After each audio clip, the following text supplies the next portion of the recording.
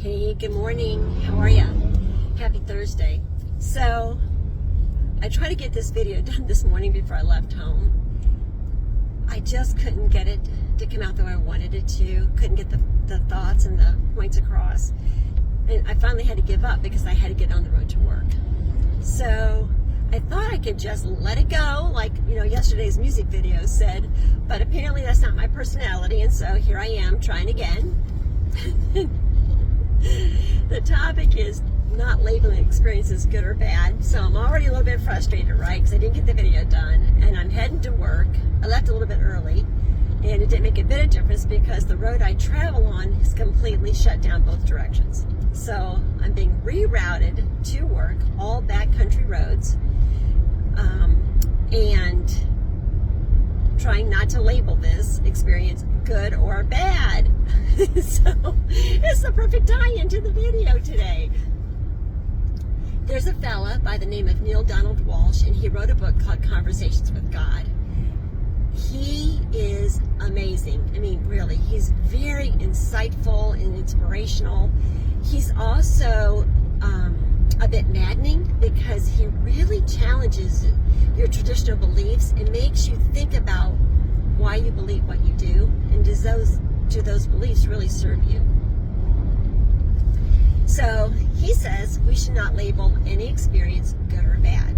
It's just an experience, and you go with the flow with it. And if you can do that, you'll be much happier in your life, more joyful.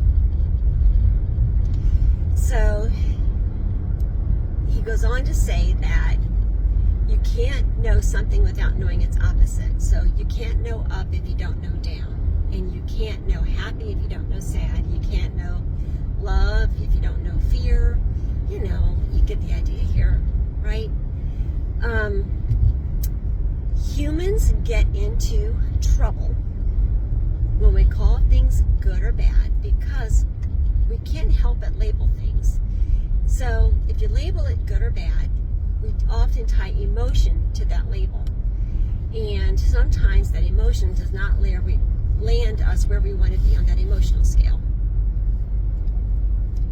If you think about it, those things that we're labeling good or bad, they are opposites, but really what they are is they're complementary, right? They are the opposite side of the same stick. And if you can look at it that way, then maybe you can look at it as that they are linked, and so it's important to have one and the other. They just might be, at the time, wanted or unwanted.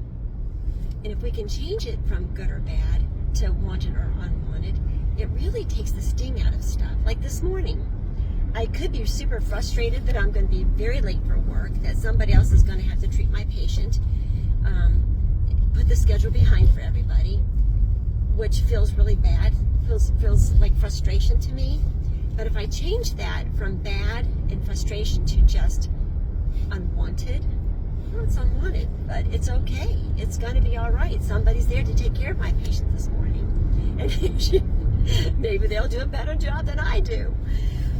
Maybe the patient will have a better experience because of it. Something good will come from this. For me, it gives me time to do the video, so it's all working out okay. Labeling things wanted or unwanted not only takes the sting out of some things that we typically would call bad, but it just helps us look at all of life from a whole different perspective. And so even something like death can be just looked at as wanted or unwanted. Now, I go along with Walsh to that point, right? This is where I have trouble. The Holocaust. How do you not label that? Rape. How do you not label that? Murder. How do you not label that? Incest. All these things that we label bad, how do you not label them as bad? So I try to label them as just unwanted, which does help a little bit, but boy, that's a big thing to do.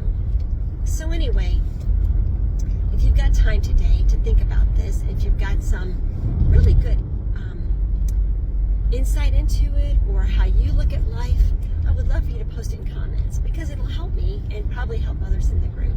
Okay, so listen, I better go because I need to focus on where I'm going and how I'm going to get there. Have a great day, okay?